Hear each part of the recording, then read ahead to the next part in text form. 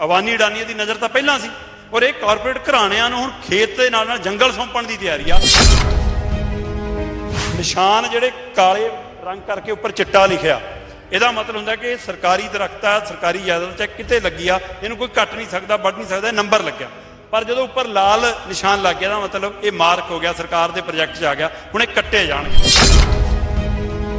ਕੀ ਹਰਾ ਪੈਨ ਅਸੀਂ ਲਾਲ ਲਿਖਤਾਂ ਲਿਖਣ ਲਈ ਦਿੱਤਾ? ਕੀ ਪੰਜਾਬ ਦੇ ਦਰਖਤ ਕੱਟਣ ਲਈ ਦਿੱਤਾ? ਨਹੀਂ ਦਿੱਤਾ। ਤੁਸੀਂ ਕਹਿੰਦੇ ਹੋ ਯੂਰੀਆ ਦੀ ਮੁੱਠ ਭਰ ਕੇ ਕਿਸੇ ਦਰਖਤ 'ਚ ਪਾ ਦਿਓ ਤਾਂ ਖਤਮ ਹੋ ਜਾਂਦਾ। ਕੀ ਅਸੀਂ 117 ਦੇ 17 ਐਮਐਲਏ ਦੀ ਮੁੱਠ ਭਰ ਕੇ ਪੰਜਾਬ ਦੇ ਜੜ੍ਹਾਂ 'ਚ ਪਾਤੀ, ਜਾਂ 92 ਐਮਐਲਏ ਦੀ ਮੁੱਠ ਭਰ ਕੇ ਪੰਜਾਬ ਦੇ ਜੜ੍ਹਾਂ 'ਚ ਪਾਤੀ ਕਿ ਉਜਾੜ ਦਿਓ? ਪਾਣੀ ਨਹੀਂ ਗੰਧਲਾ ਹੋਊਗਾ, ਇਹਦੀ ਕੌਣ ਗਰੰਟੀ ਲੈਂਦਾ? ਕੀ ਮੁੱਖ ਮੰਤਰੀ ਦੇ ਕਹਿਣ ਨਾਲੇ ਗਰੰਟੀ ਹੋਗੀ? ਪਹਿਲੀਆਂ ਇੰਡਸਟਰੀਆਂ, ਆਓ ਮੇਰੇ ਨਾਲ, ਮੈਂ ਦਿਖਾ ਕੇ ਲਿਆਉਣਾ ਲੁਧਿਆਣਾ, ਕਿ ਕਦੋਂ ਬੁੱਢਾ ਦਰਿਆ ਬੁੱਢੇ ਨਾਲੇ 'ਚ ਬਦਲਿਆ, ਕਦੋਂ ਗੰਦੇ ਨਾਲੇ 'ਚ ਬਦਲਿਆ। ਉਹਦੇ 'ਚ ਡਾਈ ਇੰਡਸਟਰੀ ਹੈ, ਉਹਦੇ ਵਿੱਚ ਕੈਮੀਕਲ ਵਾਲਾ ਭਾਰੀਆਂ ਧਾਤਾਂ, ਉਹ ਜਿਹੜੀਆਂ ਸਾਫ਼ ਹੀ ਨਹੀਂ ਹੋ ਸਕਦੀਆਂ ਕਿਸੇ ਟ੍ਰੀਟਮੈਂਟ ਪਲਾਂਟ ਨਾਲ, ਉਹ ਪੈ ਰਹੀਆਂ। ਔਰ ਅਸਰ ਮੋਗੇ ਤੋਂ ਸ਼ੁਰੂ ਹੋ ਕੇ ਅਬੋਹਰ ਫਾਜ਼ਿਲਕਾ ਤੱਕ, ਗੰਗਾ ਨਗਰ ਤੋਂ ਲੈ ਕੇ ਜੈਪੁਰ ਤੱਕ ਜਾਂਦਾ। ਹਰ ਘਰ 'ਚ ਅਧਰੰਗ ਹੈ, ਹਰ ਘਰ 'ਚ ਕੈਂਸਰ ਹੈ, ਹਰ ਘਰ 'ਚ ਰੋਗੀ ਨੇ, ਚਮੜੀ ਦੇ ਰੋਗ ਨੇ, ਅਪਾਹਜ ਬੱਚੇ ਨੇ। 5000 ਦਾ, 10000 ਦਾ, 15000 ਦਾ ਰੁਜ਼ਗਾਰ ਮਿਲਣਾ, ਤੇ ਜਿਹੜਾ ਉਹਦੇ ਨਾਲ ਕੈਂਸਰ ਪੈਦਾ ਹੋਣਾ, ਆਪਣੀ ਬੇਬੇ ਤੇ ਮੈਂ 35000 ਲਾਉਂਗਾ, ਤੇ ਉਹ ਰੁਜ਼ਗਾਰ ਮੈਂ ਕੈਂਸਰ ਪੈਦਾ ਕਰਨ ਲਈ ਨਹੀਂ ਚਾਹੀਦਾ ਪੰਜਾਬ ਨੂੰ।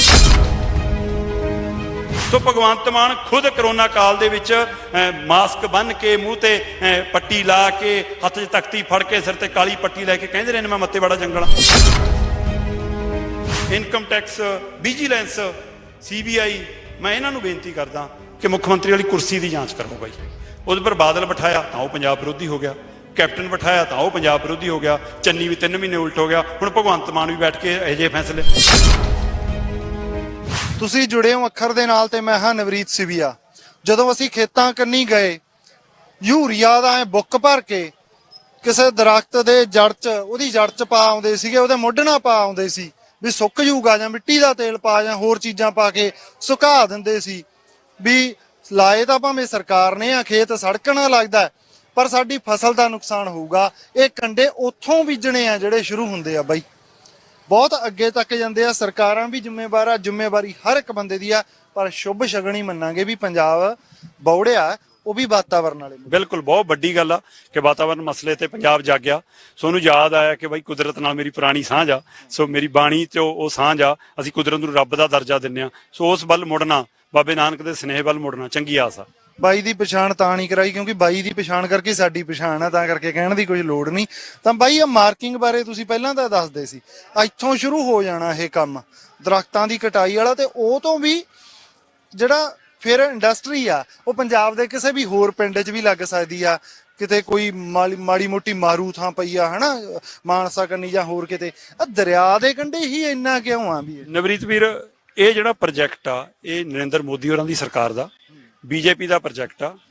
ਕੈਪਟਨ ਅਮਰਿੰਦਰ ਨੂੰ ਇੰਨਾ ਪਸੰਦ ਆਇਆ ਕਿ ਉਹਨੇ ਰਾਤ ਨੂੰ 8 ਵਜੇ ਤਹਿਸੀਲਦਾਰ ਠਾਲ ਕੇ ਸਰਪੰਚਾਂ ਦੇ ਗੁੱਠੇ ਲਵਾਏ ਹਨੇਰੇ 'ਚ ਕਿ ਲਾ ਦਿਓ। ਤਹਿਸੀਲਦਾਰ ਇੰਨੀ ਸੇਵਾ ਕਰਨ ਵਾਲੇ ਕਿ 5 ਵਜੇ ਤੋਂ ਬਾਅਦ ਵੀ ਡਿਊਟੀ ਕਰ ਰਹੇ ਸੀ। ਸੋ ਉਹ ਜ਼ਮੀਨਾਂ ਐਕਵਾਇਰ ਹੋਈਆਂ, ਤੇ ਉਸ ਤੋਂ ਬਾਅਦ ਚੰਨੀ ਜੀ ਆ ਗਏ ਤੇ ਉਹ ਪ੍ਰੋਜੈਕਟ ਪੈਂਦਾ ਅੱਗੇ ਚਲਾ ਗਿਆ, ਤੇ ਭਗਵੰਤ ਮਾਨ ਦੀ ਸਰਕਾਰ ਆਈ ਤੇ ਭਗਵੰਤ ਮਾਨ ਜੀ ਨੇ ਇਸ ਫੈਸਲੇ ਤੇ ਵੀ ਹਾਮੀ ਭਰਤੀ। ਸੋ ਕੇਂਦਰ ਦੇ ਪ੍ਰੋਜੈਕਟ ਤੇ ਕੈਪਟਨ ਤੋਂ ਲੈ ਕੇ ਭਗਵੰਤ ਮਾਨ ਤੱਕ ਇੱਕੋ ਰਾਹ ਤੁਰੇ। ਇਹਦਾ ਮਤਲਬ ਕੀ ਹੈ? ਵਿਕਾਸ ਮਾਡਲ ਆ ਜਾਂ ਪੰਜਾਬ ਦੇ ਉਜਾੜੇ ਦਾ ਮਾਡਲ ਆ? ਪੰਜਾਬ ਦੇ ਇਹਨਾਂ ਖੇਤਾਂ ਤੇ BJP ਦੀ ਬਾਇਆ ਅਵਾਨੀ ਅਡਾਨੀ ਦੀ ਨਜ਼ਰ ਤਾਂ ਪਹਿਲਾਂ ਸੀ, ਔਰ ਇਹ ਕਾਰਪੋਰੇਟ ਘਰਾਣਿਆਂ ਨੂੰ ਹੁਣ ਖੇਤ ਦੇ ਨਾਲ ਜੰਗਲ ਸੌਂਪਣ ਦੀ ਤਿਆਰੀ ਆ। ਇਹ ਸਮਝਣ ਦੀ ਲੋੜ ਆ ਕਿ ਇਹ ਏਰੀਆ ਕਾਰਪੋਰੇਟ ਘਰਾਣਿਆਂ ਨੂੰ ਦੇਣ ਦੀ ਤਿਆਰੀ ਆ। ਸੋ ਇਸ ਖੇਤਰ ਦੇ ਵਿੱਚ ਅੱਜ ਤੁਹਾਨੂੰ ਇੱਕ ਚੀਜ਼ ਦਿਖਾਉਣਾ ਖਾਸ, ਜਿਹੜੀ ਗੱਲ ਤੁਸੀਂ ਕਰ ਰਹੇ ਹੋ। ਆਹ ਬਾਈ ਜੀ ਨਿਸ਼ਾਨ ਜਿਹੜੇ ਕਾਲੇ ਰੰਗ ਕਰਕੇ ਉੱਪਰ ਚਿੱਟਾ ਲਿਖਿਆ, ਇਹਦਾ ਮਤਲਬ ਹੁੰਦਾ ਕਿ ਸਰਕਾਰੀ ਦਰਖਤ ਆ, ਸਰਕਾਰੀ ਜਾਇਦਾਦ 'ਚ ਕਿਤੇ ਲੱਗੀ ਆ, ਇਹਨੂੰ ਕੋਈ ਕੱਟ ਨਹੀਂ ਸਕਦਾ, ਵੱਢ ਨਹੀਂ ਸਕਦਾ, ਨੰਬਰ ਲੱਗਿਆ। ਪਰ ਜਦੋਂ ਉੱਪਰ ਲਾਲ ਨਿਸ਼ਾਨ ਲੱਗ ਗਿਆ ਇਹਦਾ ਮਤਲਬ ਇਹ ਮਾਰਕ ਹੋ ਗਿਆ, ਸਰਕਾਰ ਦੇ ਪ੍ਰੋਜੈਕਟ 'ਚ ਆ ਗਿਆ, ਹੁਣ ਇਹ ਕੱਟੇ ਜਾਣਗੇ। ਕੀ ਹਰਾ ਪੈਨ ਅਸੀਂ ਲਾਲ ਨਿਸ਼ਾਨ ਲਾਉਣ ਲਈ ਦਿੱਤਾ? ਕੀ ਹਰਾ ਪੈਨ ਅਸੀਂ ਲਾਲ ਲਿਖਤਾਂ ਲਿਖਣ ਲਈ ਦਿੱਤਾ? ਕੀ ਪੰਜਾਬ ਦੇ ਦਰਖਤ ਕੱਟਣ ਲਈ ਦਿੱਤਾ? ਨਹੀਂ ਦਿੱਤਾ। ਸੋ ਇਸ ਲਈ ਤੁਸੀਂ ਕਹਿੰਦੇ ਹੋ ਯੂਰੀਆ ਦੀ ਮੁੱਠ ਭਰ ਕੇ ਕਿਸੇ ਦਰਖਤ 'ਚ ਪਾ ਦਿਓ ਤਾਂ ਖਤਮ ਹੋ ਜਾਂਦਾ। ਕੀ ਅਸੀਂ 117 ਦੇ 17 ਐਮਐਲਏ ਦੀ ਮੁੱਠ ਭਰ ਕੇ ਪੰਜਾਬ ਦੇ ਜੜ੍ਹਾਂ 'ਚ ਪਾਤੀ, ਜਾਂ 92 ਐਮਐਲਏ ਦੀ ਮੁੱਠ ਭਰ ਕੇ ਪੰਜਾਬ ਦੇ ਜੜ੍ਹਾਂ 'ਚ ਪਾਤੀ ਕਿ ਉਜਾੜ ਦਿਓ? ਇਸ ਦਰਿਆ ਦੇ ਕੰਢੇ ਪਾਣੀ ਨਹੀਂ ਗੰਧਲਾ ਹੋਊਗਾ, ਇਹਦੀ ਕੌਣ ਗਰੰਟੀ ਲੈਂਦਾ? ਕੀ ਮੁੱਖ ਮੰਤਰੀ ਦੇ ਕਹਿਣ ਨਾਲੇ ਗਰੰਟੀ ਹੋਗੀ? ਪਹਿਲੀਆਂ ਇੰਡਸਟਰੀਆਂ, ਆਓ ਮੇਰੇ ਨਾਲ, ਮੈਂ ਦਿਖਾ ਕੇ ਲਿਆਉਣਾ ਲੁਧਿਆਣਾ, ਕਿ ਕਦੋਂ ਬੁੱਢਾ ਦਰਿਆ ਬੁੱਢੇ ਨਾਲੇ 'ਚ ਬਦਲਿਆ, ਕਦੋਂ ਗੰਦੇ ਨਾਲੇ 'ਚ ਬਦਲਿਆ, ਉਹਦੇ 'ਚ ਡਾਈ ਇੰਡਸਟਰੀ ਹੈ, ਉਹਦੇ ਵਿੱਚ ਕੈਮੀਕਲ ਵਾਲਾ ਭਾਰੀਆਂ ਧਾਤਾਂ, ਉਹ ਜਿਹੜੀਆਂ ਸਾਫ਼ ਹੀ ਨਹੀਂ ਹੋ ਸਕਦੀਆਂ ਕਿਸੇ ਟ੍ਰੀਟਮੈਂਟ ਪਲਾਂਟ ਨਾਲ, ਉਹ ਪੈ ਰਹੀਆਂ। ਔਰ ਅਸਰ ਮੋਗੇ ਤੋਂ ਸ਼ੁਰੂ ਹੋ ਕੇ ਅਬੋਹਰ ਫਾਜ਼ਿਲਕਾ ਤੱਕ, ਗੰਗਾ ਨਗਰ ਤੋਂ ਲੈ ਕੇ ਜੈਪੁਰ ਤੱਕ ਜਾਂਦਾ। ਹਰ ਘਰ 'ਚ ਅਧਰੰਗ ਹੈ, ਹਰ ਘਰ 'ਚ ਕੈਂਸਰ ਹੈ, ਹਰ ਘਰ 'ਚ ਰੋਗੀ ਨੇ, ਚਮੜੀ ਦੇ ਰੋਗ ਨੇ, ਅਪਾਹਜ ਬੱਚੇ ਨੇ। ਕੀ ਪੰਜਾਬ ਨੂੰ ਇੱਕ ਹੋਰ ਬੁੱਢਾ ਦਰਿਆ ਦੇਣਾ, ਪੰਜਾਬ ਨੂੰ ਇੱਕ ਹੋਰ ਗੰਦਾ ਨਾਲਾ ਦੇਣਾ, ਪੰਜਾਬ ਨੂੰ ਇੱਕ ਹੋਰ ਕੈਂਸਰ ਟ੍ਰੇਨ ਦੇਣੀ? ਰੋਜ਼ਗਾਰ ਦੀ ਗੱਲ ਹੋ ਰਹੀ ਆ ਬਾਈ ਮੇਰੇ ਕੋਲ ਖੜਾ ਇੱਥੇ ਹੁਣੇ ਦੱਸ ਰਿਹਾ ਸੀਗਾ ਸਾਨੂੰ, ਬਾਈ ਕਹਿੰਦਾ ਕਿ ਇੱਥੇ ਰੋਜ਼ਗਾਰ ਥੋੜਾ ਤਾਂ ਹੀ ਰੋਕਿਆ ਵੀ ਇਹੀ ਲੌਜਿਕ ਜਿਹੜੀ ਬਾਈ ਗੱਲ ਕਰਕੇ ਗਏ ਆ, ਸਰਕਾਰ ਇਹੀ ਲੌਜਿਕ ਦਿੰਦੀ ਆ। ਉਹ ਕਹਿੰਦੇ ਵੀ ਫਿਰ ਰੋਜ਼ਗਾਰ ਦੇਣ ਵਾਸਤੇ ਤਾਂ ਫੈਕਟਰੀਆਂ ਲਾਉਣੀਆਂ ਹੀ ਪੈਣਗੀਆਂ। ਨਹੀਂ, ਮੈਂ ਕਹਿੰਦਾ ਰੋਜ਼ਗਾਰ ਦੇ ਵਾਸਤੇ ਫੈਕਟਰੀਆਂ ਲਾਓ, ਪਰ ਉਹ ਦਰਿਆ ਦੇ ਕਿਨਾਰੇ ਕਿਉਂ ਲਾਓ? ਦੇਸ਼ ਭਰ ਦੇ ਵਿੱਚ ਚੈੱਕ ਕਰਕੇ ਦੇਖ ਲਓ, ਸਾਰੇ ਸੂਬਿਆਂ ਨੇ ਡਾਈ ਇੰਡਸਟਰੀ ਬੰਦ ਕਰ ਦਿੱਤੀ। ਲੁਧਿਆਣੇ 'ਚ ਚੱਲ ਰਹੀ ਆ, ਤੇ ਕੱਪੜੇ ਦੀ ਇੰਡਸਟਰੀ ਲੱਗੇ ਤੇ ਰੰਗ ਐਂ ਹੀ ਹੋ ਜਾਊਗਾ। ਸਾਨੂੰ ਤੁਸੀਂ ਸਮਝੋ ਕੱਪੜੇ ਨੂੰ ਰੰਗ ਚੜ੍ਹਨਾ, ਝੱਗਿਆਂ ਨੂੰ, ਤਾਂ ਕਿਵੇਂ ਚੜ੍ਹਨਾ ਉਹ ਰੰਗ? ਸੋ ਇਸ ਲਈ, ਔਰ ਦਰਿਆ ਦੇ ਕਿਨਾਰੇ ਪਹਿਲਾਂ ਫੈਕਟਰੀਆਂ ਦਾ ਬੋਰ ਕਰਕੇ ਧਰਤੀ 'ਚ ਪਾਣੀ ਜਾਈ ਜਾਂਦਾ, ਬੁੱਢੇ ਦਰਿਆ 'ਚ ਪਈ ਜਾਂਦਾ, ਤੇ ਹੁਣ ਇਹ ਨਹੀਂ ਪਊਗਾ, ਇਹਦੀ ਗਾਰੰਟੀ ਕਿਵੇਂ ਆ? ਸੋ ਇਸ ਲਈ ਉਹ ਉਦਾਹਰਨ ਸਾਹਮਣੇ ਆ, ਤੇ ਇਸੇ ਲਈ ਮੈਂ ਕਹਿ ਰਿਹਾ ਕਿ ਇਸ ਨਵੀਂ ਮਸਲਾ ਰੋਜ਼ਗਾਰ ਦਾ ਮਸਲਾ, ਕਿ ਰੋਜ਼ਗਾਰ ਮਿਲਣਾ ਕਮਾਲ ਆ ਬਾਈ। 5000 ਦਾ, 10000 ਦਾ, 15000 ਦਾ ਰੋਜ਼ਗਾਰ ਮਿਲਣਾ, ਤੇ ਜਿਹੜਾ ਉਹਦੇ ਨਾਲ ਕੈਂਸਰ ਪੈਦਾ ਹੋਣਾ, ਆਪਣੀ ਬੇਬੇ ਤੇ ਮੈਂ 35000 ਲਾਉਂਗਾ, ਤੇ ਉਹ ਰੋਜ਼ਗਾਰ ਮੈਂ ਕੈਂਸਰ ਪੈਦਾ ਕਰਨ ਲਈ ਨਹੀਂ ਚਾਹੀਦਾ ਪੰਜਾਬ ਨੂੰ। ਪੰਜਾਬ ਰੋਜ਼ਗਾਰ ਦੀ ਭਾਲ 'ਚ ਤਾਂ 7 ਸਮੁੰਦਰ ਪਾਰ ਤੱਕ ਜਾ ਰਿਹਾ, ਤੇ ਜੇ ਕੱਪੜੇ ਦਾ ਉਦਯੋਗ ਲੱਗਣਾ ਤਾਂ ਅੰਮ੍ਰਿਤਸਰ ਹੱਬ ਰਹੀ ਆ। ਉਸ ਇਲਾਕੇ 'ਚ ਉਹ ਥਾਂ ਕਿਉਂ ਨਹੀਂ ਲੱਭੀ ਜਾ ਰਹੀ ਜਿੱਥੇ ਪਾਣੀ ਬਰਬਾਦ ਨਾ ਹੋਵੇ, ਜੰਗਲ ਬਰਬਾਦ ਨਾ ਹੋਵੇ? ਕਾਟਨ ਦੀ ਗੱਲ ਆਉਂਦੀ ਆ ਤਾਂ ਸਾਡੀ ਕਪਾਹ ਤਾਂ ਸਭ ਤੋਂ ਜ਼ਿਆਦਾ ਬਠਿੰਡੇ ਇਲਾਕੇ 'ਚ ਹੁੰਦੀ ਆ।